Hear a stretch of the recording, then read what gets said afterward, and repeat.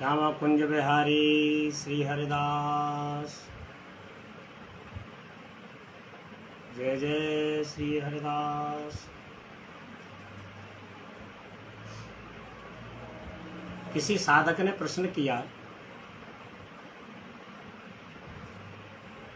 कि गुरुजी, इस भेष लेने का क्या तात्पर्य है?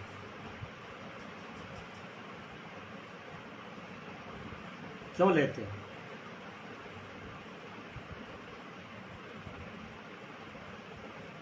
तो हमने कहा, भाई ये भेष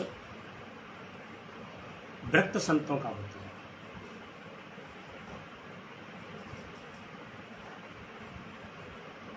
ये भगवान का स्वरूप है।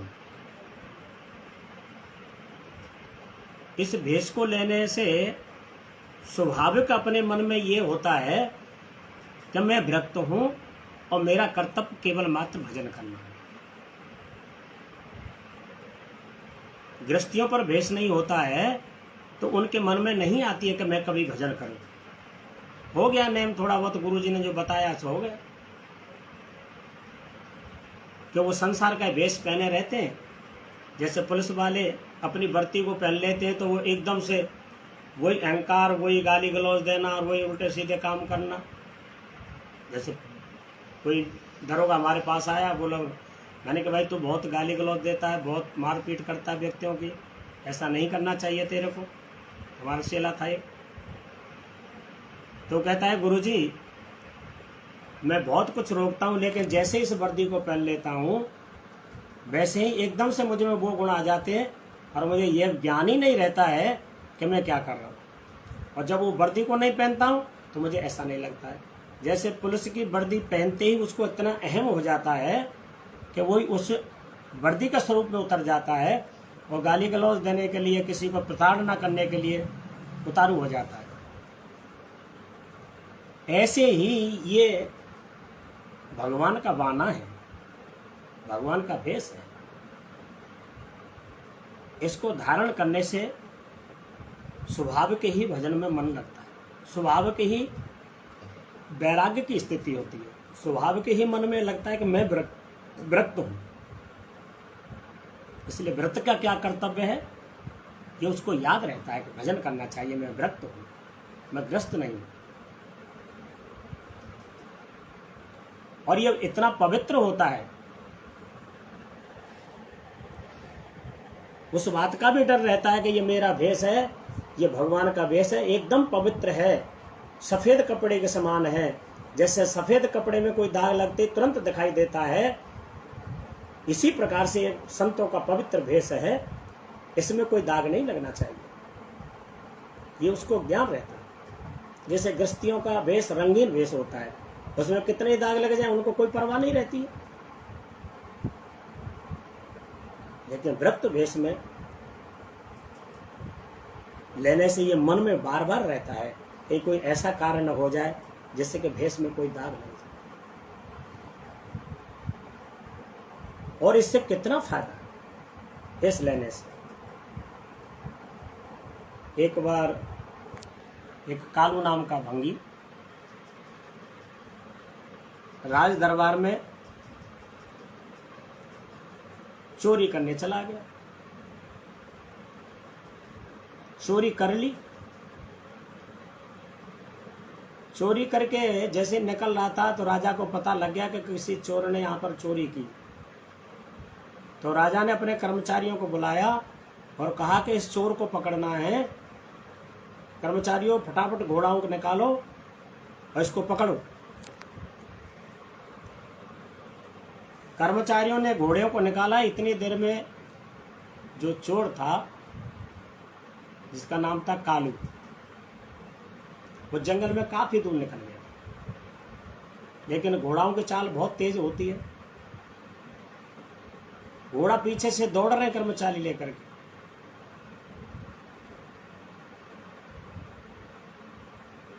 जैसे ही कालू ने भंगी ने सोचा कि राज के कर्मचारी घोड़ाओं पे आ रहे हैं और थोड़े ही दूर उनकी टापर सुनाई दे रही थी, अब मुझे पकड़ लेंगे,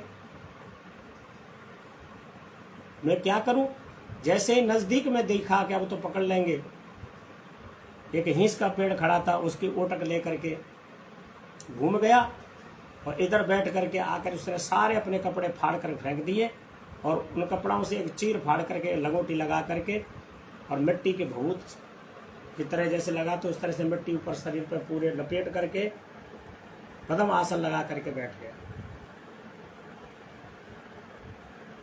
राज के कर्मचारी घोड़ा लेके इतनी तेजी से दौड़ रहे थे, वो बहुत आगे निकल गए, देखा अरे यहाँ से तो दिखाई नहीं दे रहा, इस पेड़ के बगल से कहीं किधर चला गया, दिखाई नहीं दिया। इतने देर में राजा भी अपना घोड़ा लेके पहुंच गया। तो राजा कर्मचारियों से कहते हैं, बोले तुमको मिला? बोले महाराज यहाँ तक तो दिखाई दे रहा था, इस पेड़ के बाद में दिखाई नहीं दिया, किधर गया? तो ठीक है, तो यहाँ से ढूंढो, पूरे जंगल को छानो।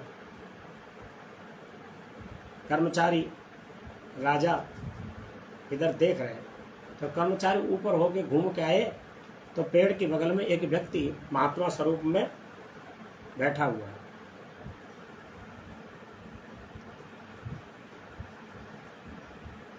कर्मचारियों ने कहा, राजन चोर का तो पता नहीं है किधर गया, लेकिन एक महात्मा बड़े बीतराग बैठे हुए, न उनके पास कोई संग्रह है न कुछ है, बियावान जंगल में लंगोटी लगाए हुए, भभूत रमाए हुए शरीर में बैठे हुए भजन कर रहे हैं। राजा कहता है कि कर्मचारियों, ऐसे महापुरुष का तो हमको दर्शन कराओ। तो राजा भी और जितने कर्मचारी थे सब महात्मा जी के पास गए और साष्टांग दंडवत कर रहे हैं, लम्बे पड़ गए। और राजा के कर्मचारियों की ऐसी स्थिति को देख करके कालू जी ने एक दुआ लिखा, बानो बड़ो दयाल को तिलक छाप और माल, जम डर पे कालू कहे भय माने भूपाल। देखो, ये भेष मैंने केवल मात्र अपनी प्राण रक्षा के लिए लिया था, धारण किया था, झुटमुट का भेष बनाया था, सच्चा भी नहीं, किसी गुरु के माध्यम से भी नहीं लिया हुआ है, अपने आप से मैंने ले लिया। इतनी क्षमता तो तब है इसके अंदर। आज वो जो राजा हमारे को पकड़ करके फांसी लगा देता, वो राजा आज साष्टांग दंडवत कर रहा है, भय मान रहा है। इस भेष को देख करके जमराज भी लेने के लिए नहीं आता है।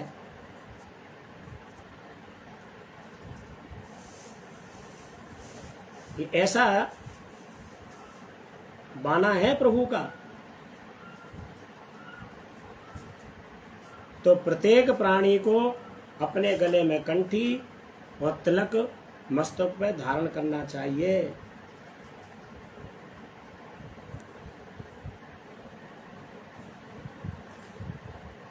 ये ऐसा पवित्र व्रत भेष है।